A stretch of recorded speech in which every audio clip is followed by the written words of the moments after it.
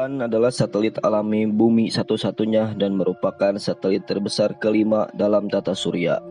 Bulan juga merupakan satelit alami terbesar di tata surya menurut ukuran planet yang diorbitnya. Dengan diameter 27%, kepadatan 60%, dan massa 1,23% dari bumi. Di antara satelit alami lainnya, Bulan adalah satelit terpadat kedua setelah Io, satelit Jupiter. Bulan diperkirakan terbentuk sekitar 4,5 miliar tahun yang lalu, tak lama setelah pembentukan bumi. Meskipun terdapat sejumlah hipotesis mengenai asal-usul bulan, hipotesis yang paling diterima saat ini menjelaskan bahwa bulan terbentuk dari serpihan-serpihan yang terlepas setelah sebuah benda langit seukuran Mars bertumbukan dengan bumi. Kembali ke topik yang akan kita bahas. Sejak terakhir kali manusia menginjakkan kaki di bulan 48 tahun yang lalu pada misi Apollo 17, tepatnya pada bulan Desember 1972. Astronot NASA Eugene Cernan dan Harrison Smith berada di permukaan bulan selama totalnya 75 jam untuk melakukan dokumentasi dan mengambil sampel di bulan. Mereka menyusuri bagian permukaan bulan dengan kendaraan Lunar Rover. Mereka berhasil mengumpulkan sekitar 110 kg sampel batu dan tanah. Seperti yang kita ketahui, biaya untuk melakukan eksplorasi luar angkasa tidaklah murah. Untuk keseluruhan misi Apollo saja, NASA menghabiskan dana sekitar 120 miliar dolar jika dihitung dalam inflasi saat ini. Pada laporan tahun 2005, NASA memperkirakan bahwa kembali ke bulan akan menelan biaya sekitar 104 miliar atau dengan inflasi saat ini sekitar 133 miliar dolar. Eksplorasi berawak adalah usaha luar angkasa paling mahal dan akibatnya menjadi yang paling sulit untuk mendapatkan dukungan politik, kata Cunningham, astronot pada misi Apollo 7. Kebijakan pemerintah juga berpengaruh besar pada proses berjalannya misi antariksa.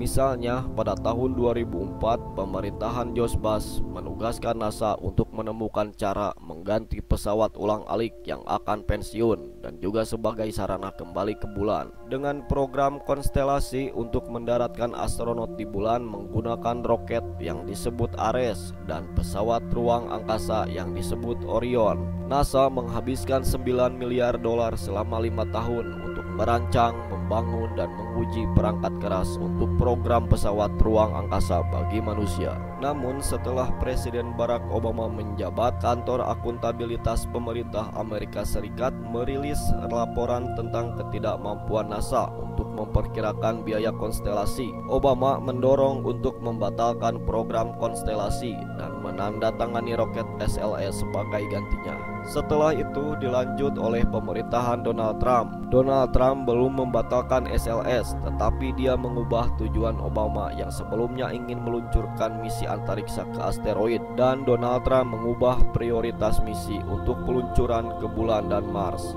Perubahan yang sering terjadi pada prioritas mahal NASA telah menyebabkan pembatalan demi pembatalan, kerugian sekitar 20 miliar dolar, bertahun-tahun waktu penelitian, dan momentum peluncuran yang terbuang. Kekuatan pendorong sesungguhnya di balik komitmen pemerintah untuk kembali ke bulan adalah kehendak rakyat Amerika sendiri yang memilih politisi dan membantu membentuk prioritas kebijakan mereka. Tarik-menarik perang politik atas misi dan anggaran NASA bukan satu-satunya alasan astronot belum kembali ke bulan. Bulan juga merupakan jebakan kematian bagi manusia yang berusia 4,5 miliar tahun dan tidak boleh diremehkan. Permukaan bulan dipenuhi dengan kawah dan batu besar yang mengancam keamanan pendaratan kru yang ada di dalam pesawat. Menjelang pendaratan di bulan pertama pada tahun 1969, pemerintah Amerika Serikat menghabiskan miliaran dolar untuk mengembangkan, meluncurkan, dan mengirimkan satelit ke bulan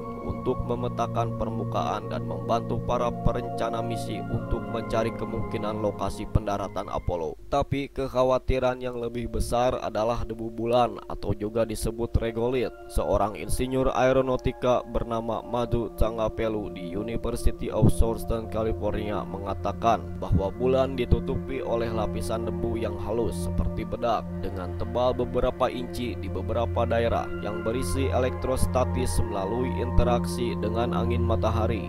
Debu ini sangat abrasif dan melekat yang dapat merusak kendaraan astronot dan sistem dengan sangat cepat. Di tahun 2024 nanti NASA akan bekerja sama dengan beberapa perusahaan antariksa swasta seperti SpaceX dan Blue Origin untuk melaksanakan misi Artemis, yaitu misi membuat pangkalan di bulan sebagai sarana pelajar astronot untuk bertahan hidup di luar bumi dan media transit nantinya untuk misi manusia ke planet Mars.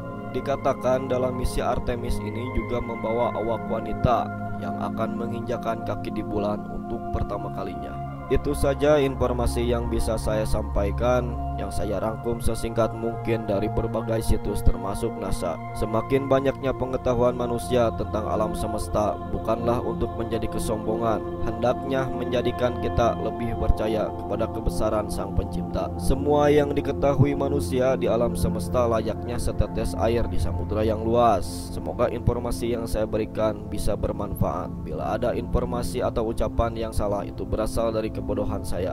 Jangan ragu-ragu untuk memberikan komentar, like, dan subscribe agar nantinya konten yang saya berikan bisa menjadi lebih baik. Terima kasih, sampai jumpa lagi di pembahasan selanjutnya.